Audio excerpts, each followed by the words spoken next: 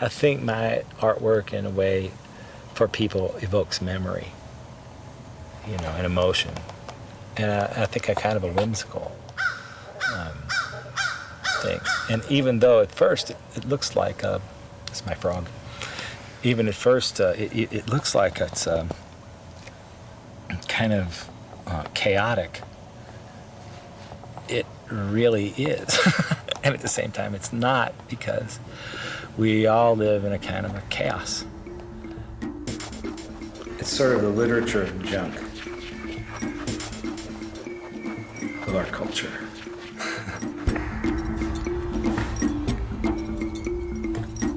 When I first walked into this house and saw Leo's art, I thought, God, it's chaotic just like Leo. And then I thought, I looked at it some more, and there's a lot of order to it, and there's meaning, just like Leo's life.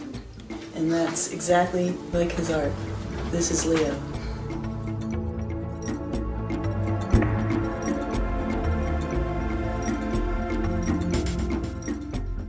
Julie Kavner, who's the voice of Marge Simpson, and an old good friend of mine who's been just, so supportive and she wanted to be called Piss Pot Pete. Piss Pot Pete is one of the dirtiest songs ever written, and I played it for her once. She just thought it was hilarious. So what I did is I took a guitar, this old guitar that I had laying around. I had it on a TV series called Flow many years ago. And it was breaking apart, so I rolled over it with my truck. Unconditionally accepting of me in my life. She loves me, and I love her, and I love her husband David. And I found this bird nest one day when I was riding my bicycle up in the woods. And all these little Buddhas are basically, these little necklaces that kids make. They've just been great friends. And they asked me to do one of these. When you look across these things, and I'm sure you got it on the other one, it looks like a whole world. Yeah, that's what I was doing. They look like a whole, like a universe, like a little civilization of weirdness. These two things I found by Silver Cup Studios. They're some sort of flywheel or something from a car.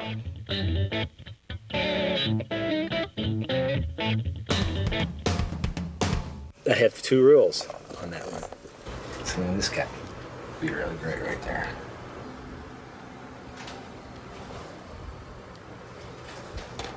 So these cut nails, they weren't on here last time. One of the rules is no dead things and no snakes. That's it. I guess my first impression in walking in was like, Sanford & Son lives in Carmel.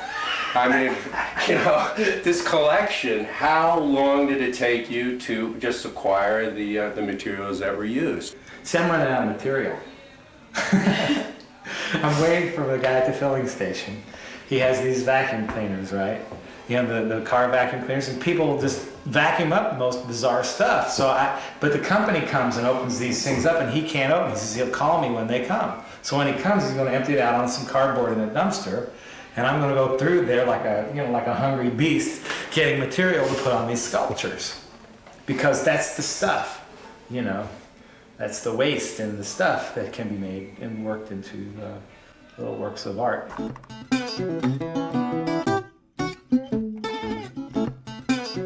Sometimes, you want to put something somewhere and it won't cooperate, it won't do it. It has a mind of its own, and wherever it decides to wind up, it'll wind up. And so I take it off until it makes its decision. And it's around a definite country theme,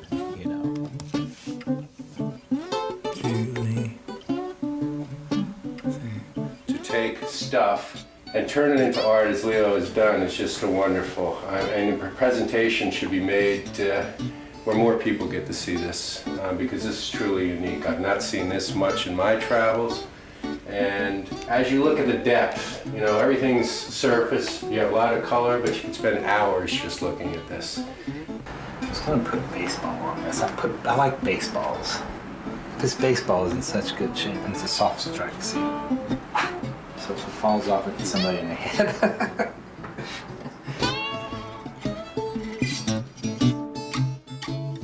because I'm keeping in mind Julie and David and what they would like or not like, and yeah, I'm trying to stick to my guns at the same time, you know, and I'm trying to add a spiritual quality to it. This is a good advertisement for household goop. It's the major glue that I use is household goop. Glue gun sticks instantly. Oh, that'll work. Then it dries, gets brittle. And Nothing works that sticks instantly. Not in life. Every time the breeze blows, a prayer goes out. I have no idea what they mean. None at all. I just like them. And they used to be all different colors. And at the beginning of the year, I found some Easter egg dye. So I dyed them all these different colors.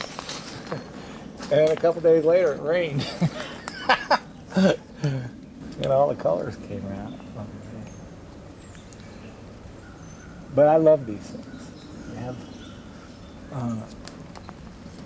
I think that anybody who has a philosophy of life, no matter what it is, and this is an ancient one, it all works. This is sea glass from Malibu, and this is a rock from their place in Minnesota. This is a smooth rock from their place on Shelter Island. And then I have a whole bunch of different earrings that she wants to put on there. And it's a slow build. It'll take a long time. It's just, as you go along, like this paratrooper, I can't figure out what to do with him. He came out of a filter system in a river. The lady who cleans my house cleans the filtering systems and for I don't know what. And so, but see, he's so blatant. You don't know what to do with guys like this. This might be a perfect place for him. It is a perfect place for him. I'll just put him right there. Fairly soon, hopefully, it'll have a real reflective quality to it, and it'll have a lot of movement. You know, kind of a weaving movement. But that's to be seen. You know, who knows?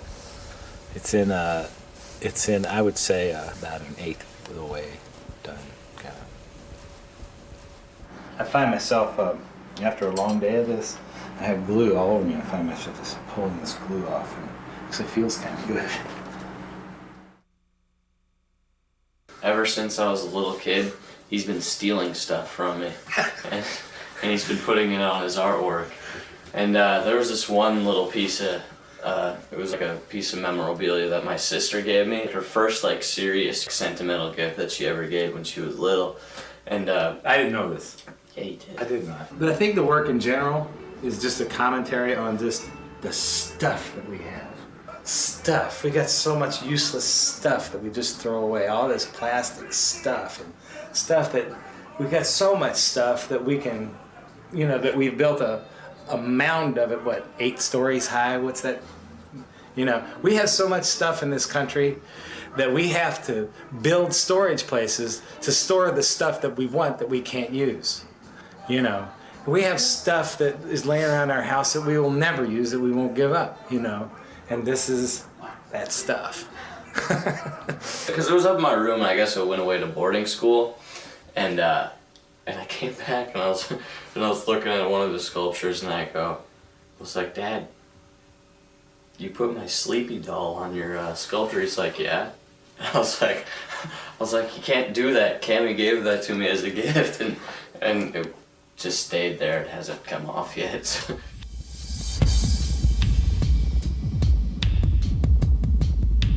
Four Gates was made, it was a long time ago. That's all relative because, you know, every now and then I work on them. I'll look at something and I'll go, oh, well, I need to change that. So they change and fluctuate, and sometimes something will fall off of one piece and I'll put it on another piece, you know. So they all like are kin in a way. But Four Gates was made because I read a book by Mark Halperin called Winter's Tale.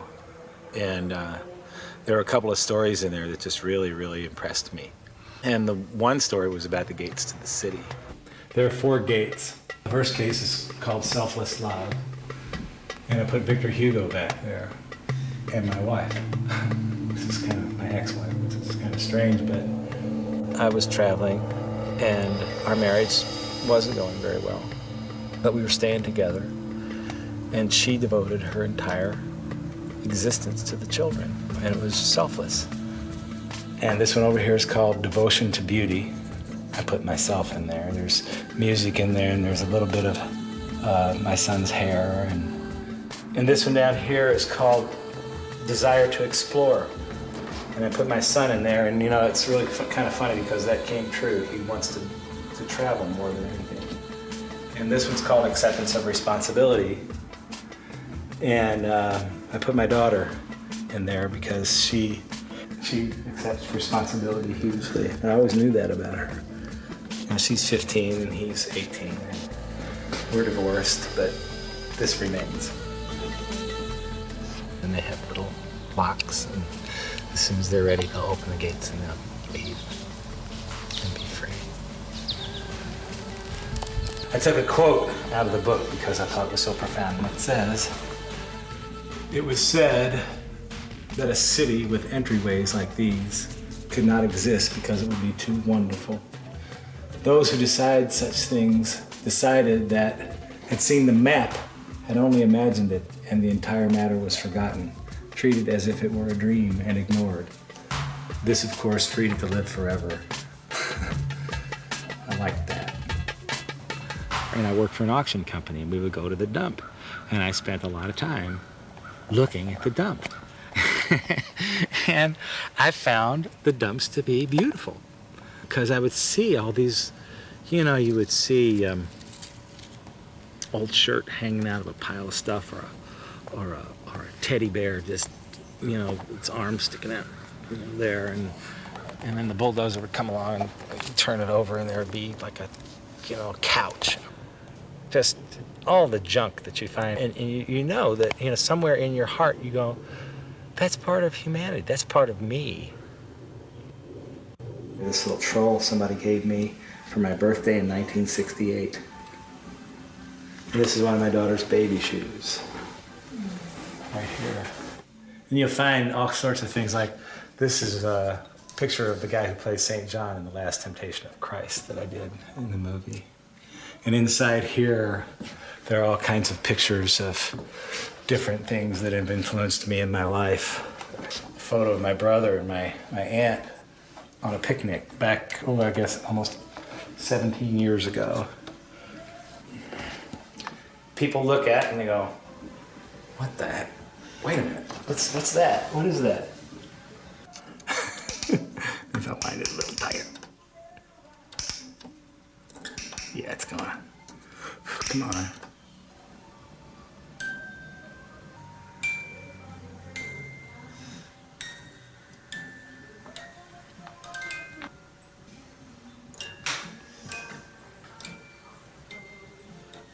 When you wish upon a star.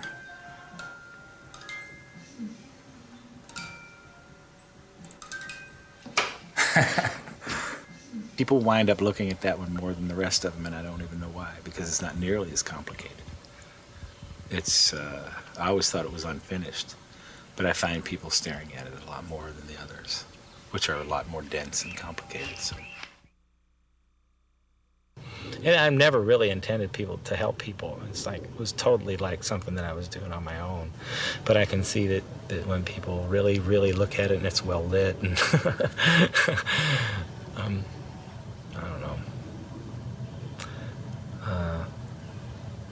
It's sort of like, kind of like life, you know. You go through life and you have stuff, and stuff deteriorates and goes away, and people deteriorate and go away, and people die, and people are born, and new things come and they're discarded, and it's a constant cycle.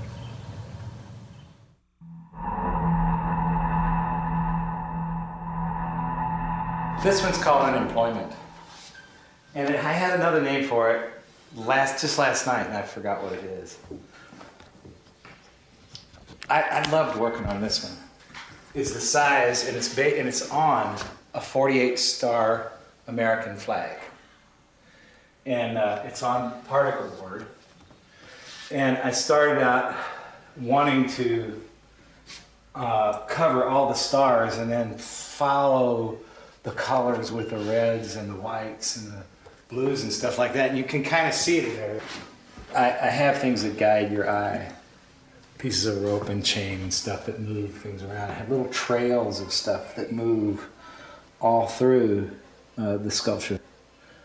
This one was done just because I was just so frustrated with my marriage and with the way things were going in my life. And what started out in a period of unemployment, and then I would be employed, and then when I was unemployed, I would go back and just work in my shed. And my ex-wife would not allow my artwork in the house. So I would go outside and in my shed, and I made it in my shed. And I would stand there for hours and hours and hours and hours and hours and hours. There are all these little bitty guys. You see this guy right here? Hanging around, just looking. See, there's one there.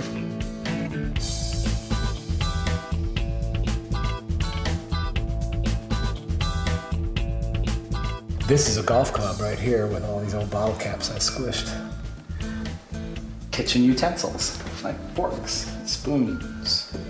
Here's one of the bad guys from Star Wars right here.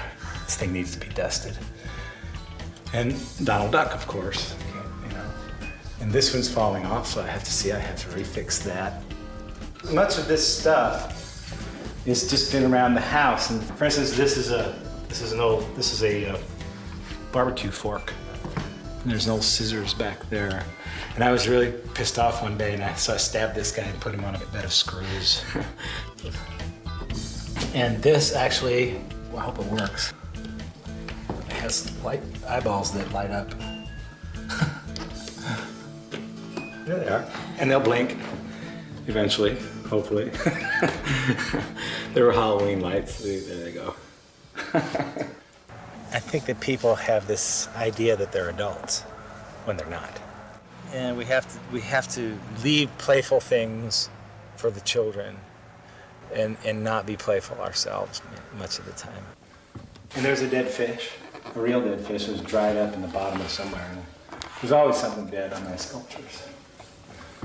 Or as some women called them, assemblages. Oh, it's an assemblage, she said. Okay. Howdy, how are you? Nice to see you. You didn't know that I was a transvestite, did you? Yeah, and I wear army pants. Ho, little girl, and I drink too. This is a carved rhinoceros with all kinds of stuff on it. This whole thing started. One day I was on a train with a little boy, and his father, and we had all of this trash from the train, a cup, and I said, you know what? I'm gonna put this on a sculpture. There's a lot of irony in there, I think. I mean, a lot of commentary about waste, and about how we have so much stuff. And the stuff that we just use and throw away, I think unemployment has to do with that too. Because it really is, massive. There's everything on it from semi-precious things to deer duty. Sleepy guy right here I stole from my son. He'll never forgive me for that. There's an alien on here, and there's somebody looking out from behind these glasses. And the kids come in here and they play a game called I Spy with My Little Eye. And the little kid will come and say, I spy with my little eye the Statue of Liberty. And so now everybody has to look for the Statue of Liberty. It's like, find Waldo. And of course, there's the Statue of Liberty. Right there. And this is a sculpture of a snake that my son made when he was in grade school. And this is a brake shoe. A voodoo thing in here. See? Look in there. See that guy? Oh yeah, a voodoo guy. Generally, I will put something on it and then immediately try to hide it in plain sight. so that whenever people are looking at these things, it's a constant process of discovery. And I really love that. I love people walking in and going, oh, I remember that from when I was a little kid. Oh, look at that. Here's Dayglow paint, and there's a wizard. And I always take my glue tubes and I put them on the sculpture. And there's probably about 8 or 10 of them on here somewhere in different places. And look here, this is all Les Miserables. And it's a self-portrait in there. These are my eyes.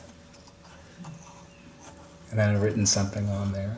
It's all from when I was in Les Mis. I discover stuff on them that I've forgotten that I've put on. So, I love this one. And I guess it's, all subliminal because I was just gluing it, and I think that, ultimately any work of art that has anything to do with, anything like this it's ultimately kind of spontaneous, and at the same time it talks about the artist, about me, about what I was going through. So Unemployment was a pretty intense piece, and it probably has, I don't know, maybe 100,000 pieces on it.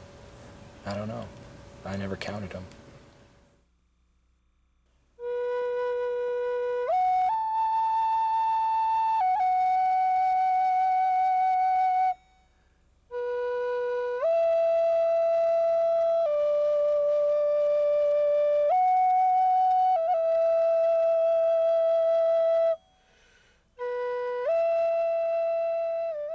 People like to be reminded of what made them feel certain different things, if it was funny or if it was kind of sappy, or they remember their children, or they remember building huge things out of erector sets and blocks with little guys all over them, or they remember their dollhouse. Or, they remember being out in the woods and seeing this or that. And it all comes from me, but I think it's kind of a universal thing.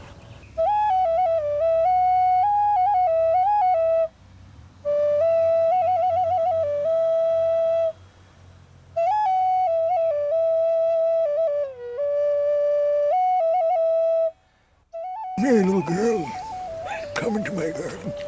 I'll play my flute.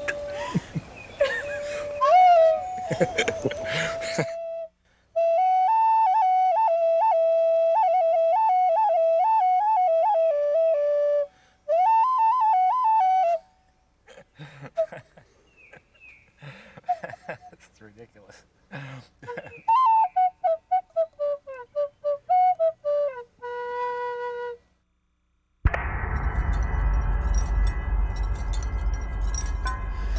Angel. I was going through a profound spiritual change.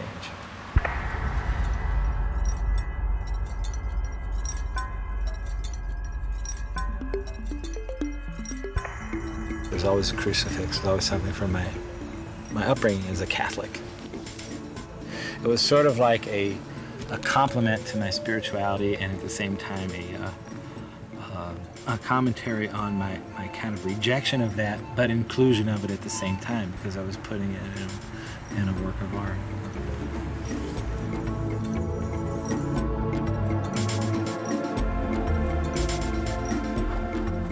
I got a box full of stuff that just, there were all kinds of metals, and you could feel inside of it the years that this stuff stayed in somebody's house, where people used it, and they relied so heavily upon this belief.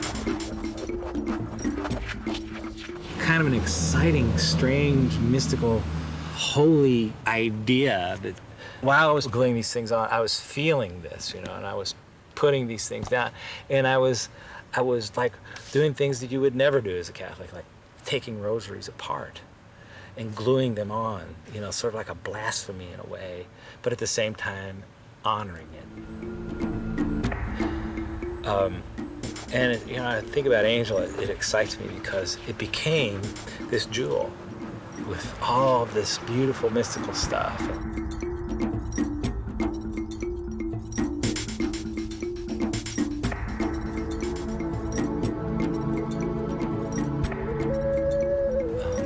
Angel unravels and it kind of takes off. And it has a feeling of something beyond what's apparently there.